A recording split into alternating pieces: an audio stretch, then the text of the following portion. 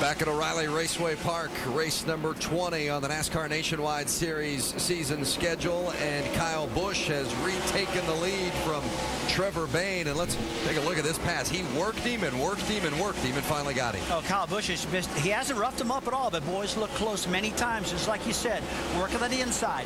He's not spinning tires up off the corner. Right there, it just squirts right through the center, and then the car slows down a little bit. Trevor gets back to him, but you know that's all you had to do. Is just get down in these long corners, stab the throttle once, jump out there, and that was enough to give him the pass. Well, Ricky, Trevor bobbled one time, and he got eaten up right away. Not just Kyle Busch, but Hornaday got him, Keselowski got him, and he dropped 2 or 3 positions real quick. There's no shame to losing the position to Kyle Busch, Ron Hornaday, or Brad Keselowski. He's getting some great experience. And Rusty, you made a great point during the commercial when we were talking. You know, you have short-run cars and long-run cars. And what that means is that a car might run fast for 30 laps, but if you have that, you're going to have to give something up on the other end. You can see the 99 is doing that.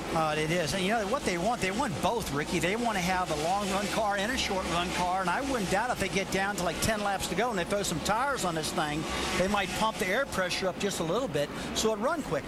Ron Hornaday and that Kevin Harvick car, the 33, has just taken over second place. And you know, we mentioned that when the 99 at Trevor Bayne bobbled, Hornaday took advantage of it. And that's a veteran move right there. Got up underneath the 99, and he's won here in the Nationwide Series. He's won here in the Truck Series. When Kevin Harvick steps out of the seat and he puts a guy like Ron Hornaday in it, you know, you're not losing a whole lot.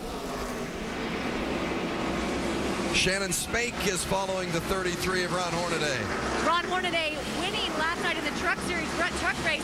As we've already discussed, I spoke with his crew chief, Ernie Koch, earlier today. He told me the truck wasn't that good until they came down on a lap 86 and made an air pressure adjustment, and then the truck really took off. Well, guys, guess what the 33 did on that last pit stop? Yep, they made an air pressure adjustment, and right now Ron Hornaday is really taking off on the racetrack. Well, if Hornaday would happen to win tonight, a Truck and Nationwide Series sweep in the same weekend, like it's never been done before. Kyle Busch has done it 4 times. Greg Biffle's done it once before, but it'd still be a heck of an accomplishment as you see the series points leader Brad Keselowski dive down underneath the 33 of Hornaday. Look at this battle. Keselowski digging. Yeah, but Kevin Harvick's got the right guy behind the wheel right now to hold Brad off. Hornaday won this truck race, like we said. He knows how to do it. And Kevin Harvick was here the other night, but I don't think he's here tonight running that big race at the Brickyard. He needs to be back at home with his PJs on, watching him, getting ready for that big race tomorrow. But he's got the right guy driving that 33. Eric Morello had some problems on pit road, lost 5 spots. He's gaining those back on the track. You love to see that. That's a show of strength with his car. Trevor Bayne has slipped back to 4th, and that was Almirola in 5th, putting a little pressure on. But here's a tight one, as it looked like a little loose rear end there by Hornaday, but Keselowski still being held at bay. That's the battle for second. We've been dominated all day about the probation and the penalties, but as it relates to Brad Keselowski, probation doesn't exist. All he's focused on right now is hitting his marks, getting back to the accelerator, letting the car drift. It does not exist right now, and it will not exist until the checkered flag flies. You know, when you're trying to get the fastest lap around the racetrack and get your car handling good and talking to your crew about the setup, the last thing that's on your mind is probation. It does become on your mind when you run into somebody. Then you think about it, but not right now. So on the left side, you got the battle for second there between Ron Hornaday and Brad Keselowski. And then on the right side is the 88 of Eric Almirola and Trevor Bayne. That's the battle for 4th.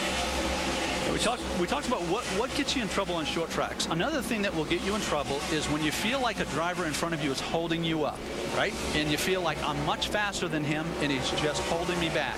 That may or may not be the case here with Ron Hornaday and Brad Keselowski, but it's an element. And you're going to see here, if you can get along beside me, typically, you earned it, and Hornaday surrendered. Keselowski just worked him and worked him and worked him, and finally when they came off turn 2 there, made the pass. And so now Keselowski comes across the start-finish line in second as he heads down into 1 and 2. Keselowski on the chase. He's chasing last year's series champion, Kyle Busch. O'Reilly Raceway Park. Let's get caught up on what's happened so far with the 5-hour Energy Rapid recap. We had them stacking up at the start, the 98, the 88, Keselowski, but the man who got the worst damage was that guy, the 38 of Jason Leffler. And you know, we talked about probation between Keselowski and Edwards. Man, they battled early tonight, and they were side by side, lap after lap, but they stayed clean, and that's been the key. Trevor Bayne led from the pole early on. In fact, he's led more than 50 laps tonight, but Kyle Busch got past him, and Kyle has owned the front for the most laps this evening. He's been out front for 62 laps. And Ron Hornaday, last night's truck winner, he's in the mix as well. A good battle there with Brad Keselowski. Hornaday currently running third. And now the yellow waves. We've got debris on the track and a caution. You know, lets everybody take their breath a little bit, right? Yeah, and also this is a key pit stop right here. This racetrack has went through its complete transition now. They made one pit stop. They know if they were right or wrong in that last stop. Now these guys need to correct it, and I'll tell you why. This race is flying by. We're already 120 laps into 200, and they know they got to get it right now because they might not have many chances left, Vince. We had that long green flag run at the start, and you got to anticipate that maybe this is the last chance you're going to get. They've used one set of tires. They've got 3 to work with. I expect they're going to use the second set here. So again, the caution is for debris, just the second caution that we've had tonight, and Mike Bliss is going to get that free pass in the 40 car.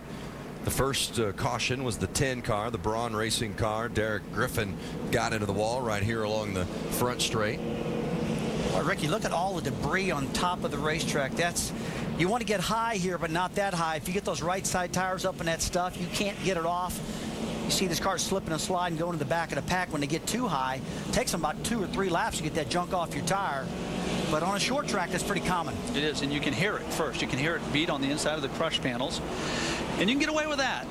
But after that is when you get a little higher, and that's when you hit the wall. You slide and hit the wall, and you say, won't do that again. How many times have you done that? You said, I got a flat tire. I got a flat tire. And the crew chief says, stay going. Make sure. Can't count that high. They're starting to peel off. The 18 of Kyle Busch is the leader. Mike Massaro. Vince, Jason Ratcliffe asked Kyle what he needs. He said he still needs to turn a little bit better. They're going to pull a spring rubber from the left rear. Also, they're going to make an air pressure adjustment. 4 tires and Sunoco race fuel on the leader's car. Otherwise, Kyle pretty happy with his machine. Rick? Trevor Bayne at one point thought he may have even had a tire going down the rear and was so loose. They're going to make some track bar adjustments, air pressure adjustments in the front. He says it's loose in and loose off. They're afraid of doing too much, though, because they don't want to lose too much. Shannon? Ron Hornaday in the 33 center of your screen says I need to roll the center. It's going to be 4 tires air pressure for Ron Hornaday. At the bottom, your points leader, Brad Keselowski, they've told him rain is about 20 miles away. They're going to take 4 tires air pressure and track bar for Brad Keselowski. Now the race off pit road. Look at the movers. Michael Annett took 2 and picked up 10 spots. The 40 was the lucky dog, and these guys are maybe going to the end, huh? NASCAR nationwide action at O'Reilly Raceway Park.